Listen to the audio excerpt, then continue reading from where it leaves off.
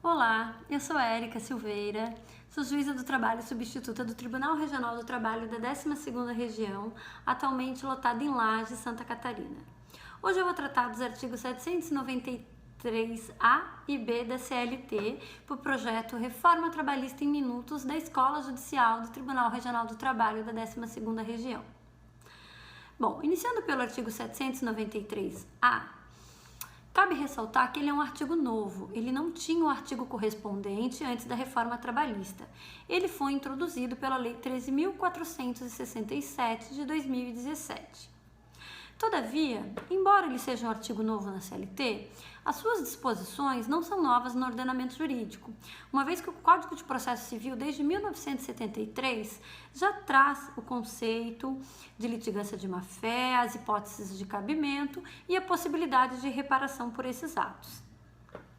O legislador ordinário, então, optou, em 2017, em transpor esses artigos com redações praticamente idênticas para o processo do trabalho.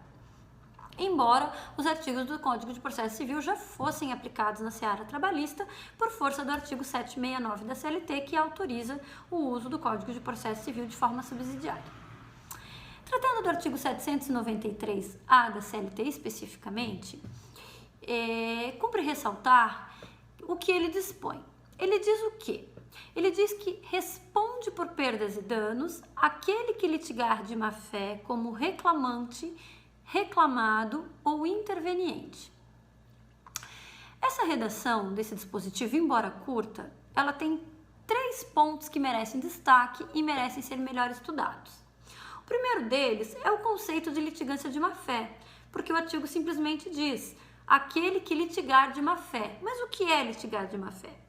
Litigar de má-fé, em breves linhas, pode ser conceituado como praticar qualquer ato doloso, malicioso, com o intuito de prejudicar alguém ou obter vantagem indevida.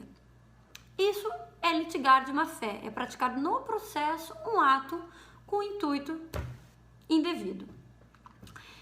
Já um outro ponto desse artigo fala nos destinatários da norma. A quem essa norma se aplica?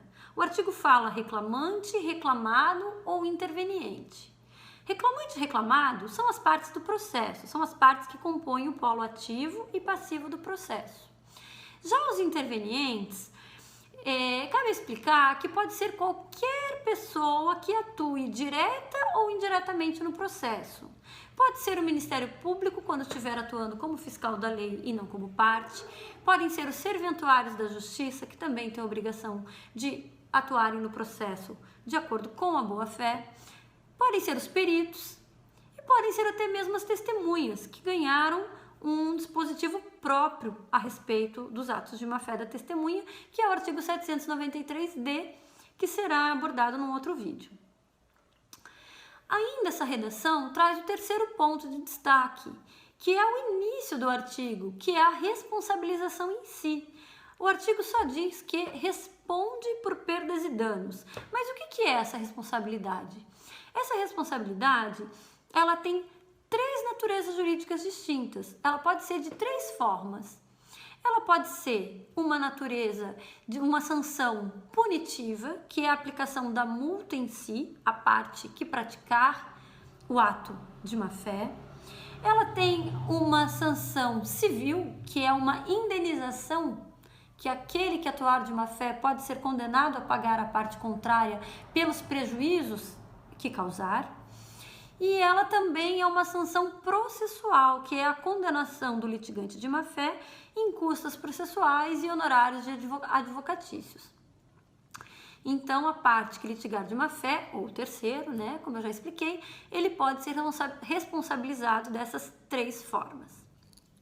O importante destacar aqui é que, para a litigância de má-fé ser caracterizada, é necessário dolo, a malícia, a intenção em praticar um ato para prejudicar outra pessoa, tá? Então, isso é muito importante cuidar.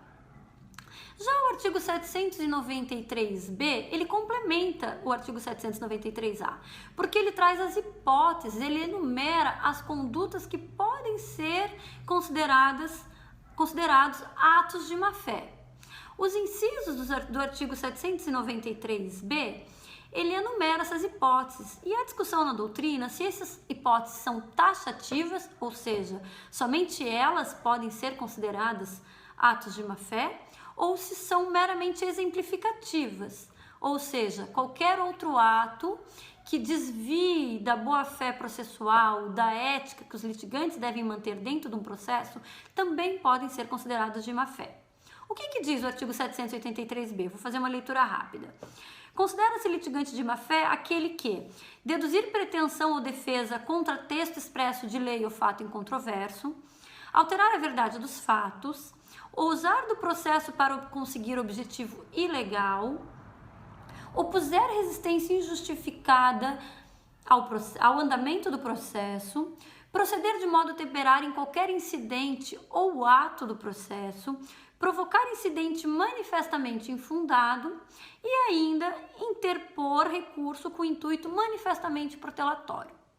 Então, como eu disse, segundo a maioria da doutrina, estes são exemplos de condutas que podem ser praticadas e consideradas condutas de má-fé, né? Mas não impede que outras condutas também sejam consideradas hipóteses de má-fé, desde que, como já lembrado, tenham sido cometidos com o dolo, com a intenção de prejudicar a terceiros.